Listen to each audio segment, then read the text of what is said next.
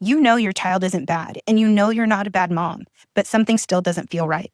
That's not overthinking. That's discernment. Welcome to the Catholic Couch, the official audio podcast of the Catholic Counseling Institute. I'm Amber Pilkington, Catholic therapist, wife, and mother. Around here, we talk about real issues with real faith, blending the wisdom of the Catholic Church with the best of psychology so you can find clarity, peace, and purpose in your relationships, your vocation, and everyday life.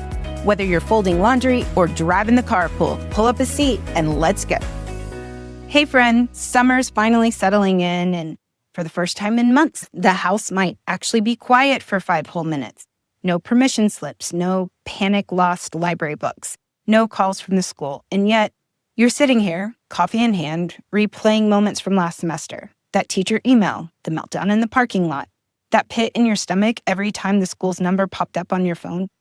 And maybe now that things are quiet, that kind of noise is rising inside. And you're wondering, can my child have ADHD? Am I overthinking it? Or maybe, is this just normal kid stuff and I'm not being patient enough? And right under that is the question a lot of Catholic parents never say out loud. What if this is just a modern excuse for bad parenting or a lack of virtue? And if that's you, if you're asking those quiet questions with a little fear in your voice and a whole lot of love in your heart, I just want to tell you that you're not alone and you're not crazy. And no, you are not a bad mom or dad. Today, we're going to get really honest about what ADHD is and what it isn't. We'll walk through the neuroscience, the lived reality, the church's view on our role as parents, and what it means to seek help with humility and courage. We'll look at those important questions. Is ADHD overdiagnosed? Is it just an excuse? How do you know the difference? We're going to walk through the real answers, not just the labels. You're going to feel more empowered, not overwhelmed. And you're going to know what to do next this summer before the next school year starts. Oh, and there's a free resource at the end. The Catholic Parent Provider Discussion Guide about ADHD. All right, you ready? Let's do this. We'll start right here with something important that I want you to hear. ADHD, true ADHD, is not a character flaw. It's not a discipline problem, and it's definitely not a sign that you're a failed parent. ADHD is what we call a neurodevelopmental disorder. That means it's something that affects the way the brain develops over time, especially in the areas that control attention, organization, emotion regulation, and self-control. In other words, this isn't about your child being bad or lazy. It's about the brain's internal wiring. More specifically, a delay in the development of the front part of the brain that is responsible for executive function. On average, children with ADHD have a 30% delay in the development of that part of their brain. That's why ADHD is considered a developmental disorder. And it can be difficult to differentiate because every child's brain is developing the prefrontal cortex, which means every child is developing executive function over time. The difference is with an ADHD brain, the development is profoundly delayed. Executive function is your brain's air traffic control system. It helps you focus on what matters, filter out distractions, plan ahead, wait your turn, remember what you're supposed to be doing, and regulate your emotions when things get hard or boring or overstimulating.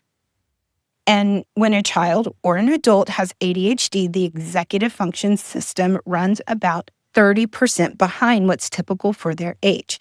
And that statistic comes from Dr. Russell Barkley, one of the most respected ADHD researchers. He literally wrote the book on ADHD.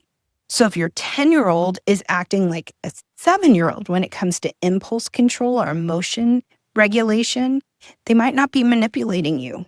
They're not trying to make your life harder. They're just operating with a different dashboard.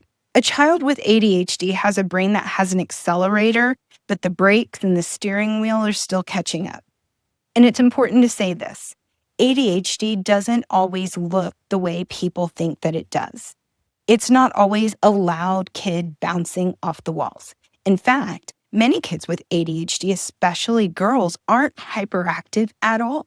They may daydream, forget assignments, cry easily, seem immature emotionally, or like they're just unmotivated. And this is why Dr. Russell Barkley said he really wishes that the diagnostic term for ADHD was executive function delay disorder, not attention deficit hyperactivity disorder, because so many people don't experience hyperactivity. For almost all people, the hyperactivity wanes by middle school, but the executive function delay is still at play. And an attention deficit is not always what's going on, because people with ADHD can hyperfocus on things that they are very interested in. It's a misnomer, and I think it's part of the reason that there's so much confusion. So kiddos with ADHD are not qualitatively different from other kids their age. So if people say, oh, they grow out of it, they actually don't. But what we see is that as the prefrontal cortex grows, executive function that is impaired becomes less impaired over time. In fact, Dr. Barkley thinks that the hallmark sign of ADHD is not hyperactivity or the attention deficit.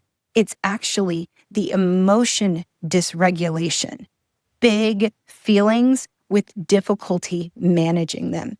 And for adults with ADHD, this emotion dysregulation and difficulty managing is one of the things that impairs marriages the most. So I'll say this gently but clearly. If we only see the meltdowns, the fidgeting, the late assignments, we are missing the real story. The hyperactivity is like the little piece of the iceberg that pops up that we can see. It's the thing that often brings people into the doctor's office because they keep getting those calls from the school. But there's so much more under the surface that needs to be understood and dealt with. ADHD is not a willful refusal to behave. It's about the brain that's still catching up in areas that deeply affect daily life. And understanding that, really understanding that, is your first step towards compassion, not just for your child, but for you as well. This also doesn't mean that's an excuse for behavior. If your child struggles with executive function, then they are going to need guidance, or what Dr. Barkley calls shepherding, all the more. So let's dive in and talk about the thing that parents bring up in hushed voices like they're confessing a secret.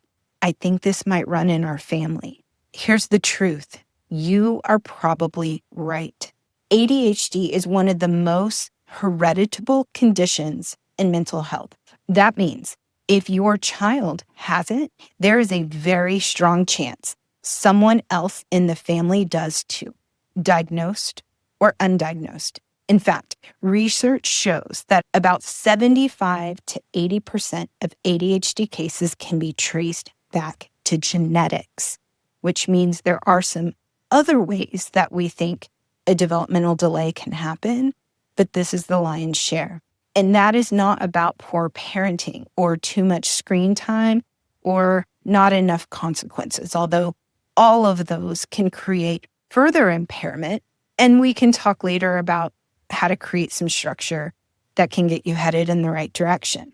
But it's important to know that this is about neurobiology, the structure and the chemistry of the brain. Kids with ADHD have differences in areas of the brain that manage attention, emotion, and self-control, especially the prefrontal cortex, which is that CEO of the executive function.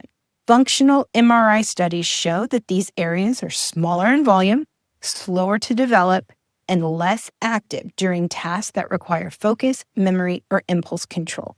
And chemically, there's often a dopamine imbalance. Dopamine is the neurotransmitter tied to motivation and reward. Many people think it's the pleasure chemical. It's actually not. It's the chemical of more. It's the thing that motivates us, that gets us to action.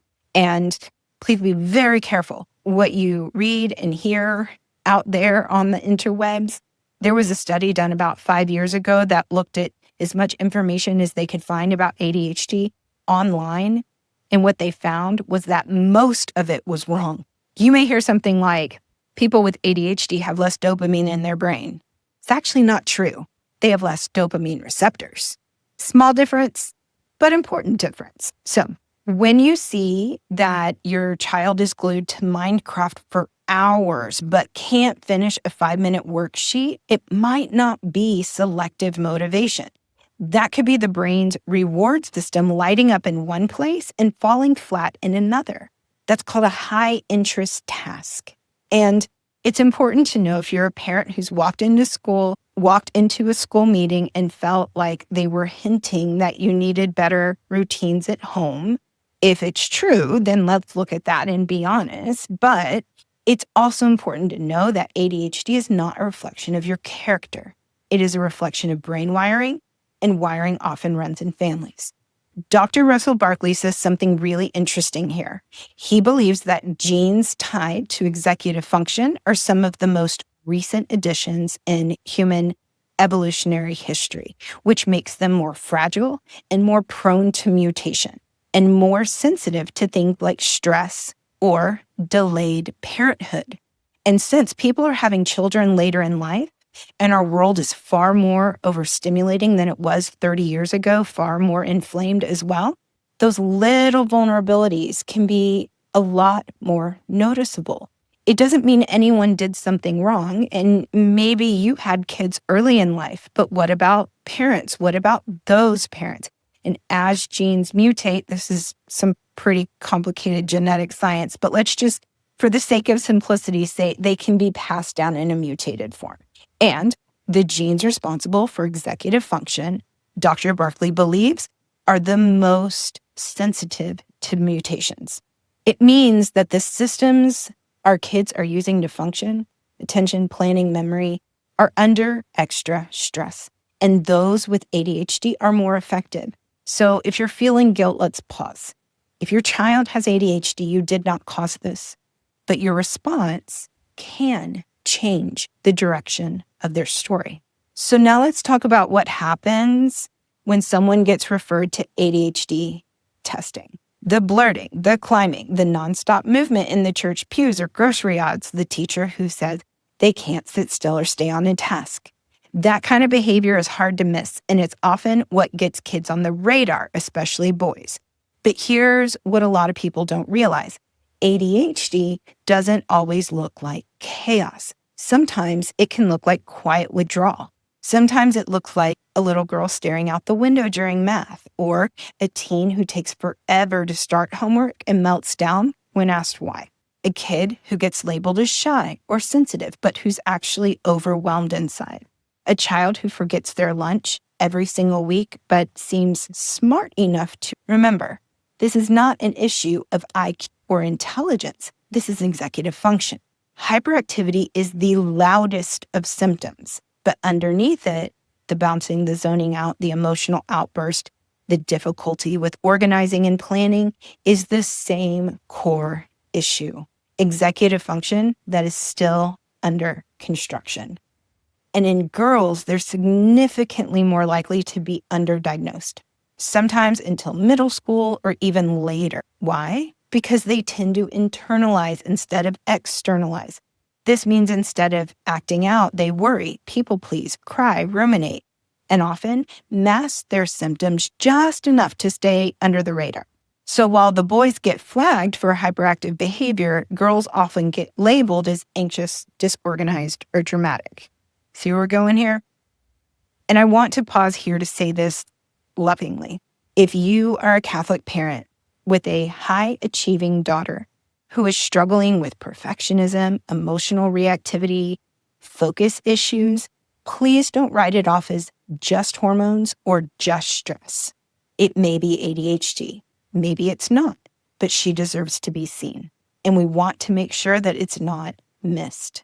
Because even if your child isn't loud, even if they've never been suspended or sent to the principal's office, even if their grades look fine on paper, they may still be struggling with internal restlessness, trouble following multi-step instructions, emotion dysregulation, negative self-talk, a sense of failure that builds over time.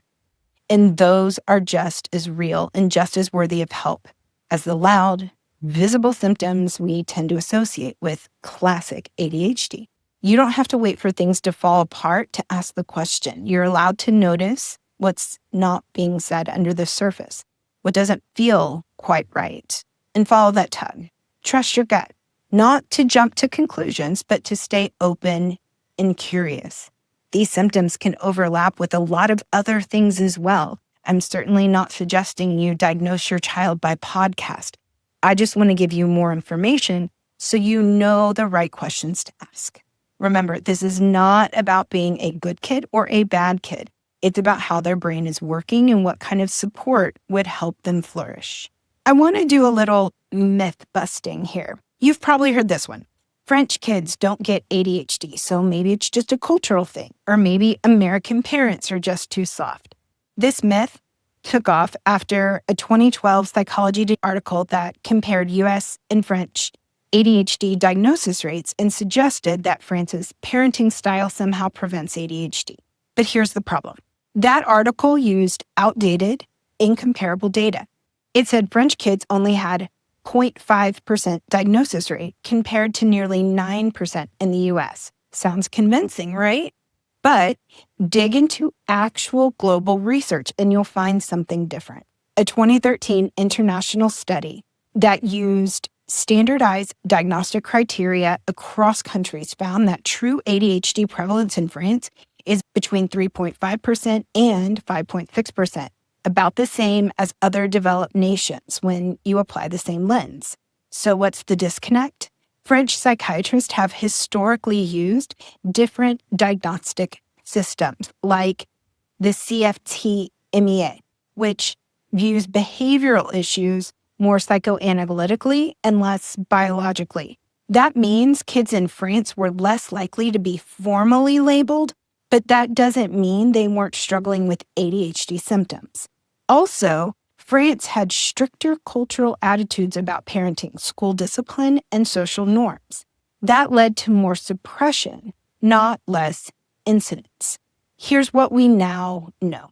ADHD prevalence is relatively consistent worldwide when measured with the same diagnostic DSM criteria and structured assessments. And to be clear, ADHD is not a U.S. invention. It's a neurodevelopmental condition recognized globally by the World Health Organization and included in both the DSM and the ICD-11, which is used worldwide. So no, French kids do not get ADHD. They just got underdiagnosed and undersupported for a long time.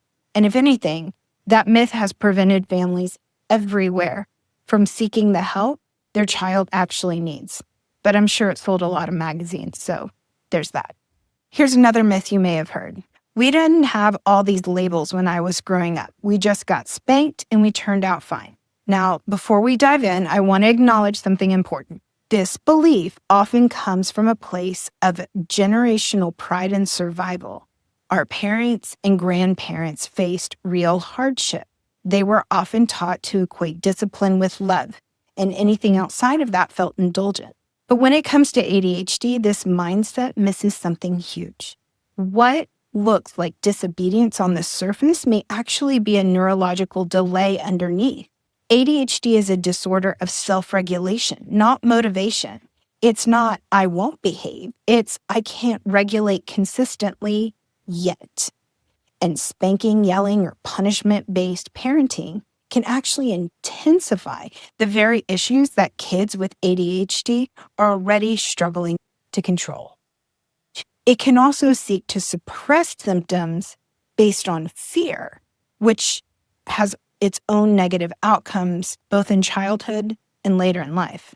It's also true that the average American male can only name 5 emotions on average. So I think there's a case to be made that shutting down emotions, suppressing symptoms, really didn't mean that we turned out okay. A study by Gershaw and Grogan-Kaler in 2016 reviewed over 50 years of research, which concluded that spanking is associated with increased aggression, antisocial behavior, mental health issues, and cognitive problems in children. The point here, though, is that it does not improve long-term compliance or self-regulation. And in children with ADHD, the risks are even more pronounced. Why? Because kids with ADHD already struggle with impulse control, emotional reactivity, and working memory. When they're punished harshly, they often don't understand why. They just absorb the shame. Or worse, some kids begin to mask, which means hiding their real struggles for fear of punishment. They shut down, they fake attention, they internalize, I am bad. This makes accurate diagnosis harder and long-term outcomes worse. So if you're a parent who came from a more authoritarian background, here's the real question to ask. Did spanking actually teach self-control or just fear in the moment? And here's the truth. Wherever you come down on spanking, it does not treat ADHD. It silences it until it explodes in adolescence or adulthood with anxiety, low self-worth, or behavioral lapse. And no, you're not weak or modern for doing things differently. Seeking to understand your child's brain, build trust, and teach real self-regulation, that's not coddling, it's Catholic. Pope Francis said in his encyclical that the child who is properly corrected is one who feels loved. The goal is education, not punishment. Discipline means to teach. And when it comes to ADHD, that teaching starts with understanding the real reason your child is struggling, not reacting to the surface. It's also true that this generation who turned out just fine has some of the highest divorce rates, addiction rates that we've ever seen. And remember, since ADHD has such a high genetic propensity, it's definitely possible for someone who doesn't have ADHD in their family, or not many people with ADHD in their family because their family doesn't carry the gene, to see someone else's family and to not be able to relate.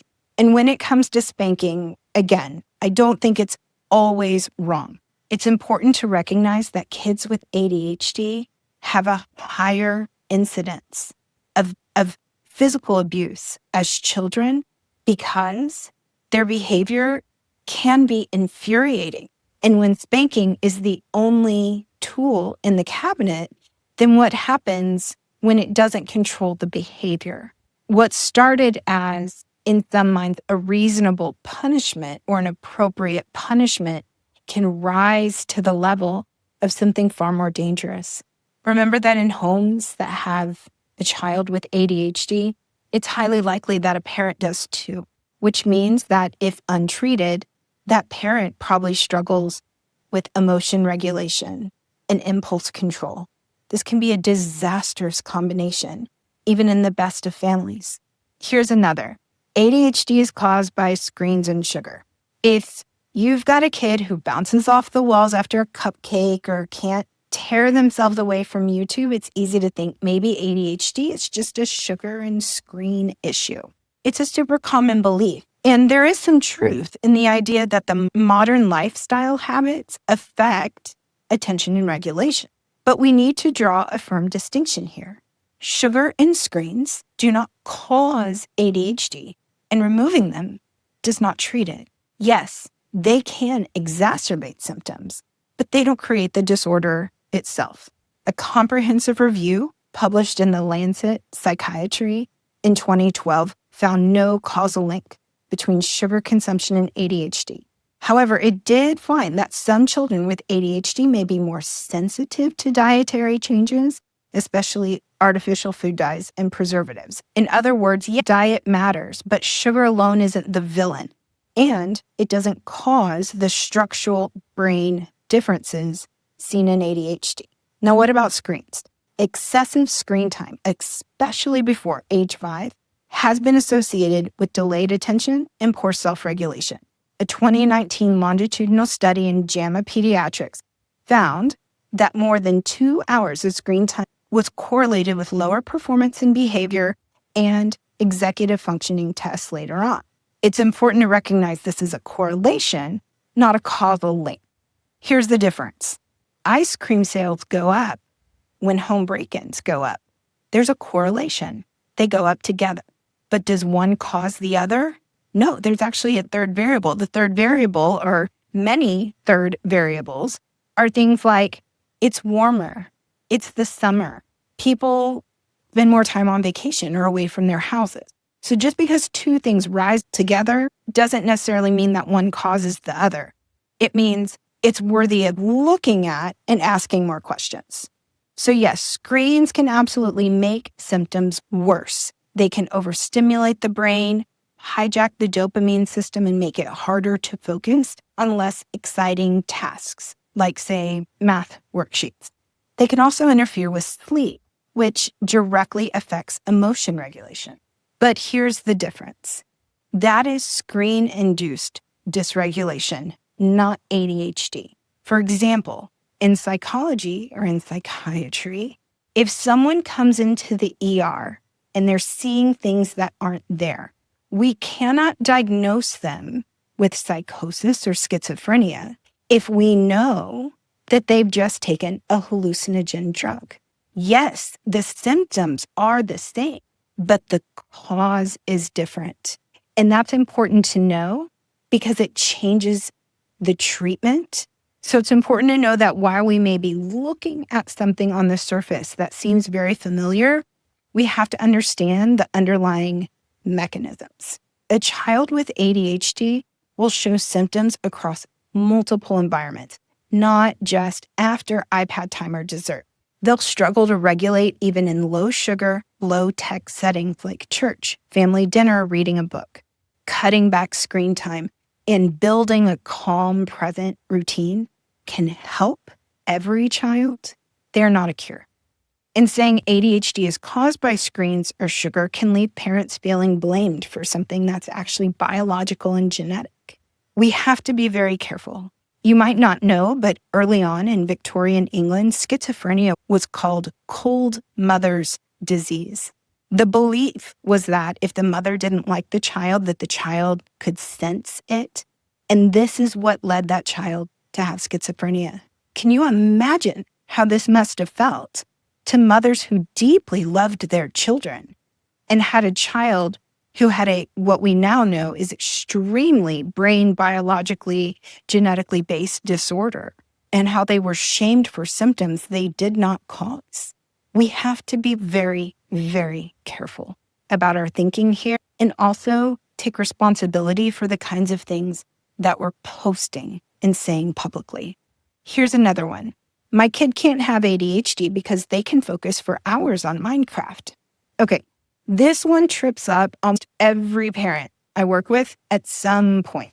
And maybe you've been taught it too. There's no way that a kid has ADHD if they'll sit and play Minecraft or Roblox for 3 hours without even blinking. And I get it. Again, on the surface, it makes total sense. If ADHD is a problem with attention, how is it possible for a child to focus so intensely on one thing? But here's what's crucial to understand. ADHD is not a deficit of attention. Remember, one of the leading experts says he thinks so many problems are about that label, that title, that essentially gets it all wrong. It's a dysregulation of attention. The problem isn't that they can't focus. It's that they can't control what they're focusing on and when. Dr. Russell Barkley explains it like this. ADHD is not an attention disorder. It's an executive function disorder, a problem when regulating attention, not generating it. Here's what this means in plain English. If your child has ADHD, it means that their brain is constantly scanning for dopamine, that feel-good neurotransmitter tied to stimulation, reward, but most importantly, motivation. Video games are designed to give fast, frequent dopamine hits, new levels, rewards, feedback, and paired with very little real-world effort. So a child with ADHD can enter what researchers call hyperfocus, a tunnel of attention where the reward is constant and external.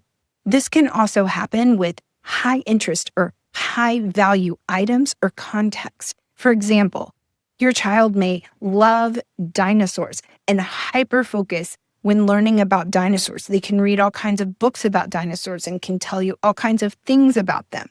There's a high value for them. The problem is not that they can't focus, it's the regulating of the attention.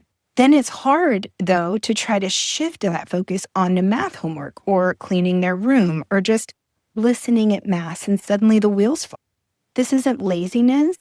This is the brain struggling to shift states, which is an executive function, when a task is boring, delayed, or low stimulation. Think of it like a car with no brakes, but an extremely powerful gas pedal. You're not choosing to ignore the world while gaming. Their brain is stuck in the on position and can't pivot to what's next. In fact, this hyper-focus can actually be a diagnostic clue in some kids, not evidence against ADHD. That's why one of the official DSM-5 criteria for ADHD includes difficulty sustaining attention in non-preferred tasks, not all tasks. So if your child can focus for hours on screens but can't complete a simple worksheet, forgets to eat while gaming but can't follow two-step instructions, gets stuck in big emotions when interrupted, that doesn't mean that they're manipulating you necessarily. It likely means that their brain is using an external reward system to function and crashing when that reward disappears. That's what makes ADHD so painful for parents and kids, because people assume if they can focus sometimes, then they should always be able to. But that is not how the ADHD brain works. And the sooner we can stop seeing focus as proof and start seeing patterns of dysregulation, the sooner we can help them thrive with tools that match how their brain is actually built. There's also some prominent YouTube figures out there that unfortunately are giving some misinformation about ADHD. You may have heard Dr. Gabor Mate on ADHD and trauma. He asserts that ADHD is not genetic, but rather a coping response for early trauma, and suggests that it's rooted in broken attachment and childhood stress. But here's what the science said. ADHD is fundamentally a neurodevelopmental condition. There's a number of studies, large-scale genetic research involving twin and family studies showing 70-80% hereditability for ADHD, making genetics its strongest known factor, 70-80%. So it's possible that there are other cases of ADHD that are caused by a different factor. But this doesn't mean that genetics aren't one factor or the main factor.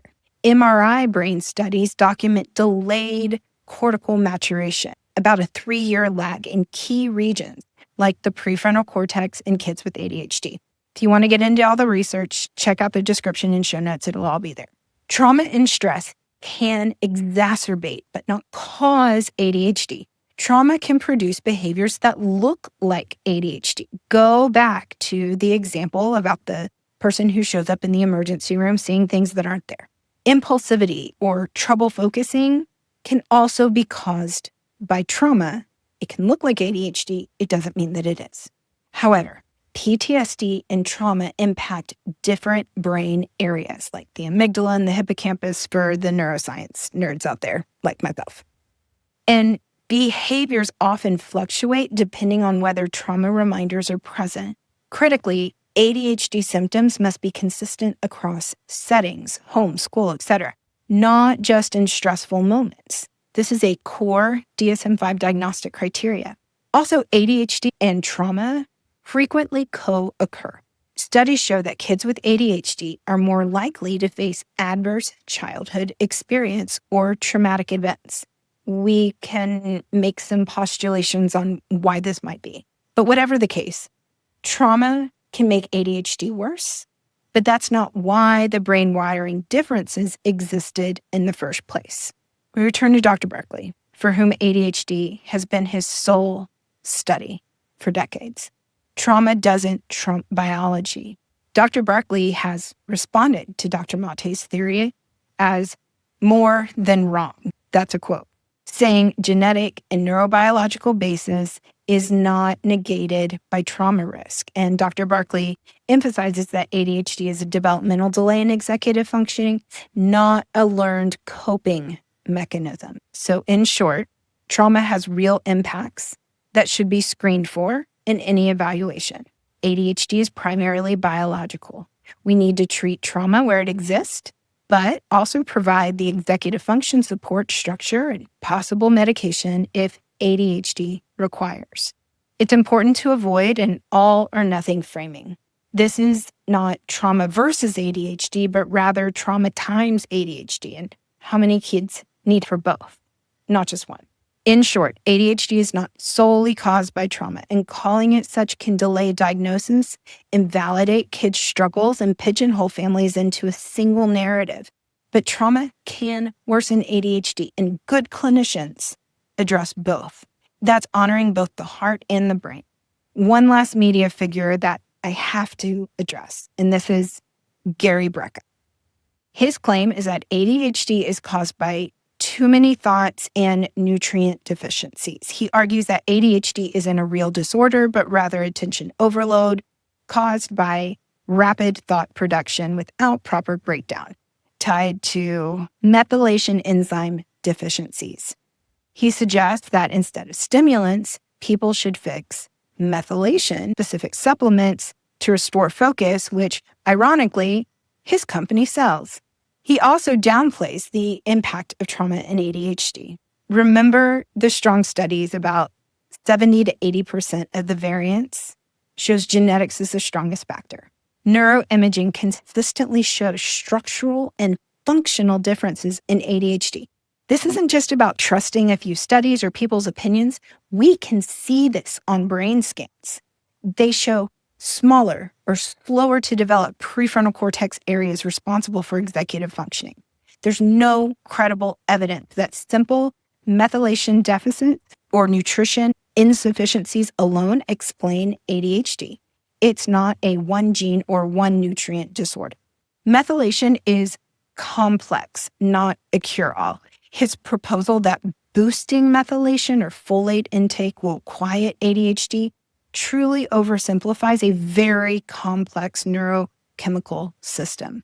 Research has shown that dietary interventions like omega-3s and elimination diets may help a minority of children. Maybe they're worth a try in consult with your doctor, but not sufficient for most.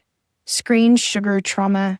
Medication isn't a simple match to the problem. Brecka claims stimulants burn you out or alter neuroplasticity harmfully, but large, long-term studies show safe, effective outcomes in academic success, reduced auto accidents, and even lower substance use risk for kids who do use medications. The fact is, ADHD medication does not permanently change brain wiring negatively when used responsibly. He also claims that if the medication worked, then why, when you go off of it, the symptoms remain.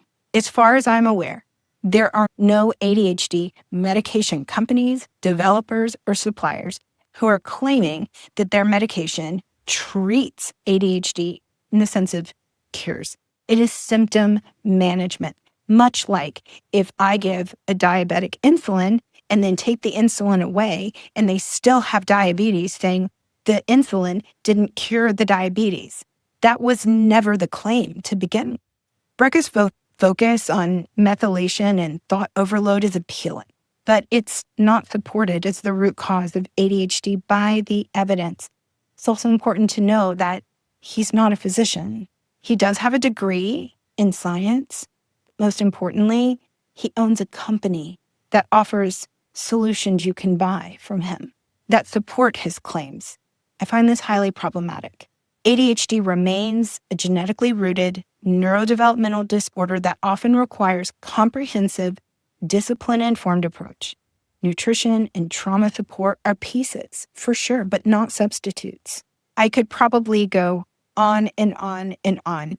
Please just know that it's very important to get good sources of information, which, albeit, are so hard to do. We live in a world of information overload, and it can be difficult when someone is suggesting something that perhaps we really want to believe. Please don't be distracted by the noise. Find trusted practitioners and researchers. Let them be your guides, and be careful about information overload because it might not be helping. So if you have a good assessment, if you are convinced, your providers are convinced that your child has ADHD, treated ADHD is not neutral.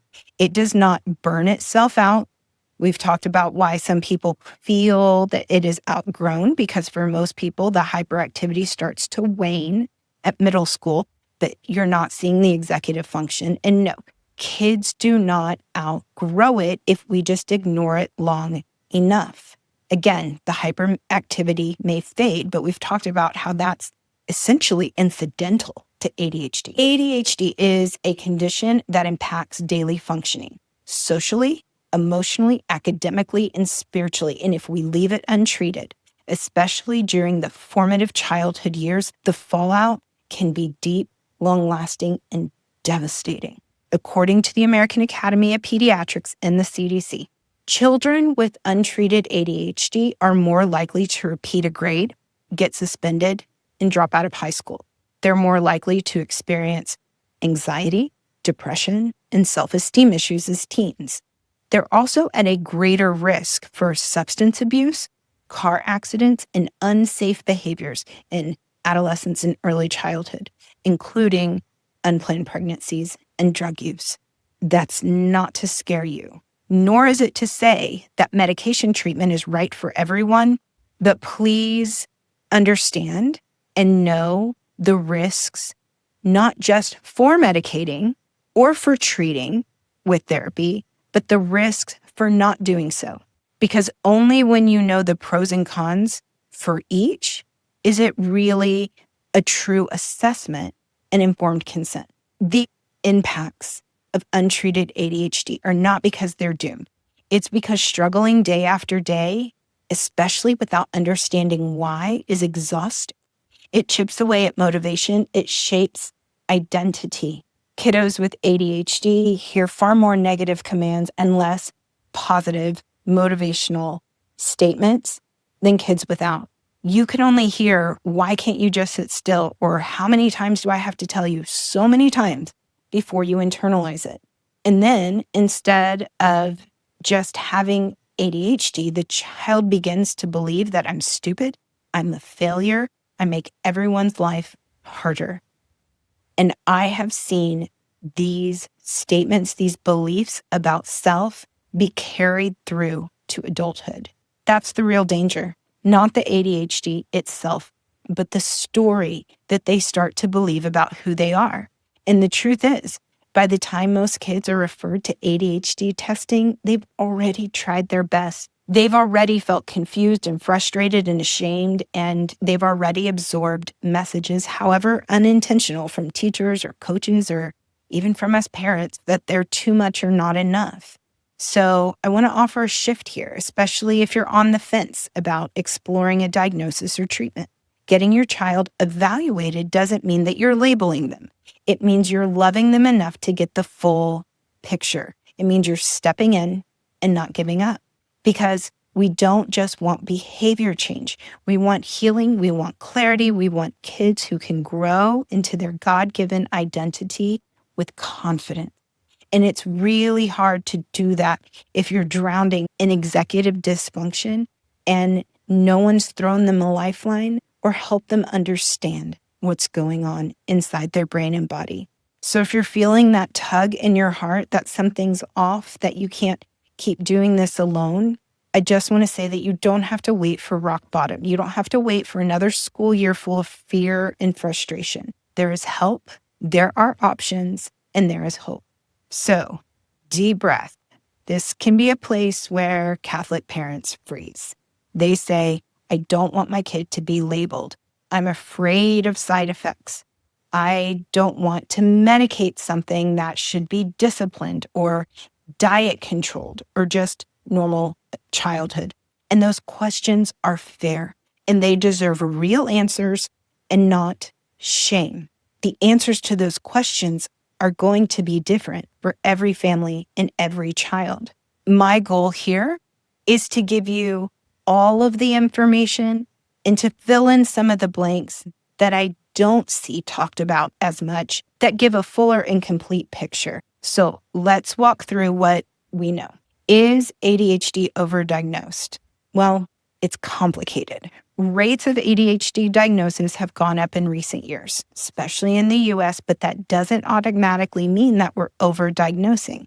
In fact, studies suggest two things can happen at once: better awareness and more parents advocating for their children, and underdiagnosis in some groups, especially girls, children of color, and low-income families who don't have access to specialists. Also, our world has changed. Kids are expected to sit still longer, complete more homework at younger ages, and spend less time outdoors. Screens are more stimulating, schedules are more packed, and classrooms are less forgiving. So, no, it's not that kids these days are weaker. It's that the demands have changed and some brains are struggling to keep up in systems that weren't designed for them. That also doesn't mean that ADHD isn't real. Should I medicate my child? This is not a question that I can answer for you. I can, however, do my best to give you the fullest picture so you're in the best possible position to make the right decision for your family. Here's the official medical guidance. The American Academy of Pediatrics recommends behavioral parent training as the first-line treatment for kids under 12. The Catholic Counseling Institute is working on an online behavioral parent training course. Hopefully we'll be out by the fall. Keep us in prayer. Medication is typically recommended when symptoms are moderate to severe and significantly impairing, not just annoying. And for older kids and teens, medication plus behavioral therapy is the most evidence-based approach. If you want to see how all of this checks out and lines up, look in the description or show notes for the free handout that I've created, which is a discussion guide for you and your provider, as well as a table of risks and benefits, both for medicating and not medicating. So you do not have to jump into medication, but you do need to be honest about what your child needs in order to function. For some kids, parent coaching and school accommodations are enough. For other, meds are the bridge that helps their brain slow down enough to even use those tools. There is recent research that kids with ADHD who are medicated during childhood, as adults, have less impaired executive function or more, quote, normal brains when they come off of medications as adults. Dr. Russell Barkley does an amazing job following the latest research. He has a YouTube channel. You should definitely follow him. And no, medications are not perfect. They come with risks too, just like appetite suppression, sleep issue, or mood swings in some kids. It's important to be patient though, because providers are learning more and have more medications, and they do a better job at switching to medications if a different medication is more helpful, or using a combination of stimulant and non-stimulant medications. There's a lot that can be done if the first medication is not a hit. But here's what needs to be underscored. Medications come with risks, but so does untreated ADHD. It is not risk neutral. Let me give you a real quote from Dr. Thomas Brown, an ADHD researcher. He said, ADHD isn't about knowing what to do. It's about being able to do what you know. Medication doesn't replace parenting. It doesn't make your kid a zombie. If your kid looks like a zombie on meds, give a call to your doctor. It's not the right med, or it's not the right dose, or it's not the right combination. But please don't give up with first try.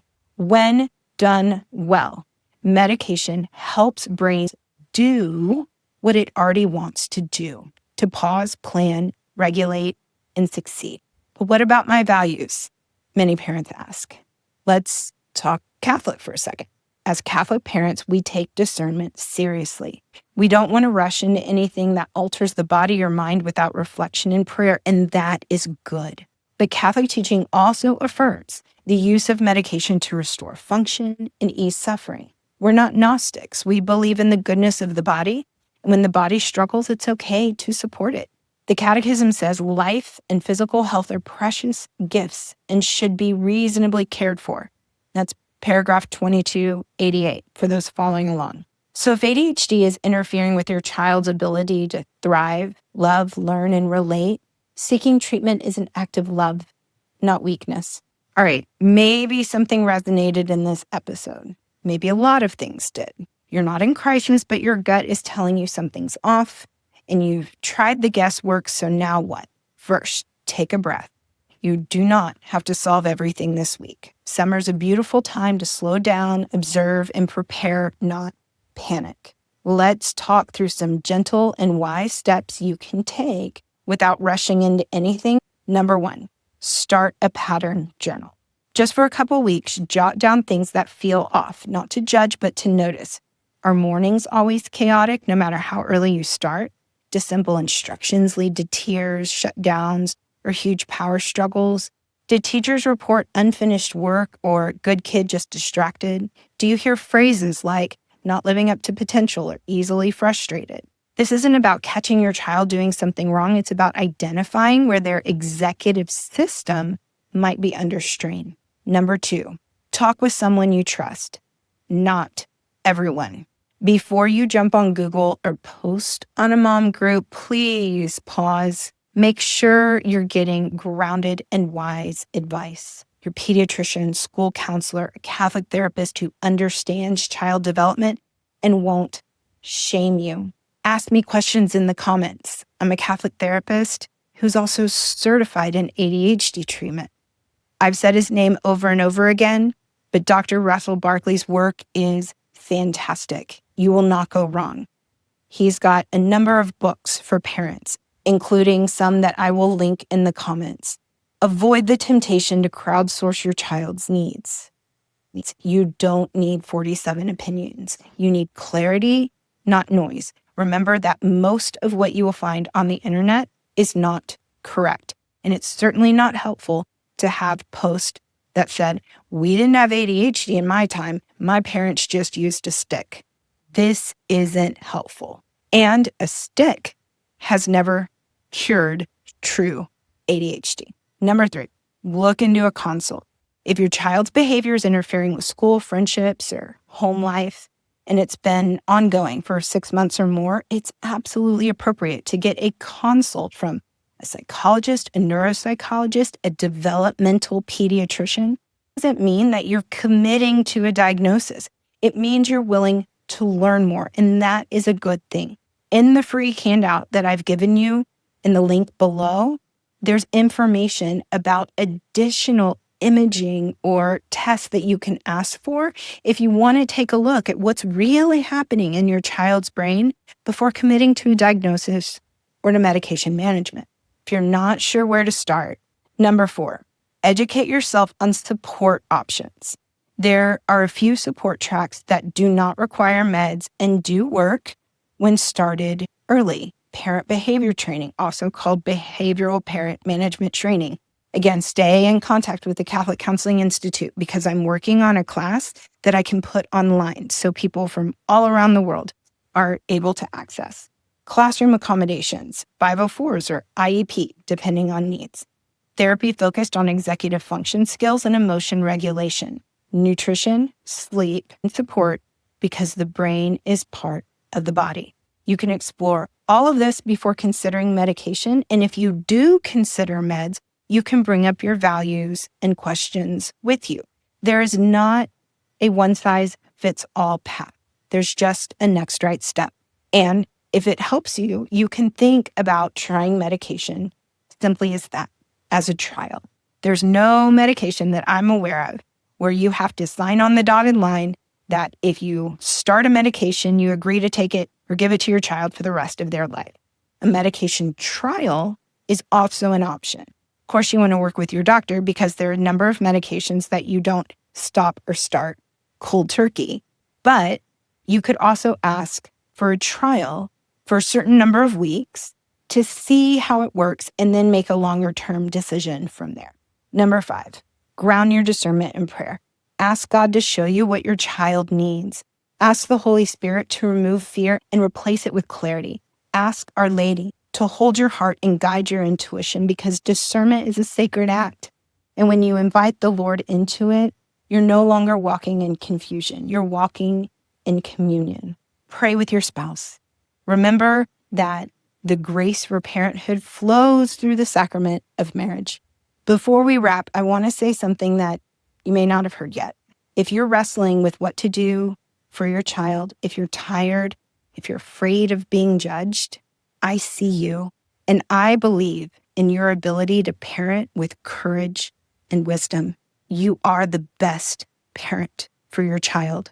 I believe in you, they believe in you, and so does God. You're not imagining things, you're not making excuses, you're just asking the right questions, and that is how healing begins. At the Catholic Counseling Institute, you'll never get judgment, just support. So let me leave you with this. If you're wondering whether your child might have ADHD, you're not missing something obvious that all the other parents just figure out. You're not behind, you're discerning. And discernment is slow, it's thoughtful, it listens. So if you've been listening and you're realizing that maybe, just maybe, there's something real going on with your child's attention regulation or impulse control, don't panic, don't rush. The next step. Grab one of the books from Dr. Barkley. Follow Dr. Barkley's channel. Unfollow any channels that are not reputable. Get out of any groups that are not supportive. Download the free handout. The next step might be tracking patterns, reaching out to a professional, or just sitting down with your spouse tonight and saying, I really think we should look into this. That one sentence, that is love in action. Because when we love our kids with our whole hearts, we don't have to always have perfect answers, but we have to keep showing up, which means staying curious, advocating, and learning. And we do it all with faith that says God does not make mistakes. He just writes stories that unfold in ways that we didn't expect. So if your child has ADHD or something like it, it's not a flaw. It is a facet of their unique story. And your call as their parent is not to fix them. It's to understand them, support them, to shepherd them, and to help them thrive. And that you're already doing. I know, because you're here. And if you want something tangible, remember to get the download. It's there for you and it's free. Ask me any questions that you have. I could talk about ADHD for years. Let me know your questions and what would be most helpful. And hey, if you found this helpful, make sure that you check out our other episodes. I'd love it if you do all the YouTube-y and podcasty things like liking, subscribing, commenting, sharing with your mom's group. It really does help us with the algorithm. We know that big tech is not a huge fan of us Catholics, so we need all the algorithm support we can get. And if you share this with another parent who might be sitting in that same confusing space right now, you never know who needs to hear that you're not crazy and you're not alone. Remember, there will always be a place for you and your kiddos on the Catholic Couch.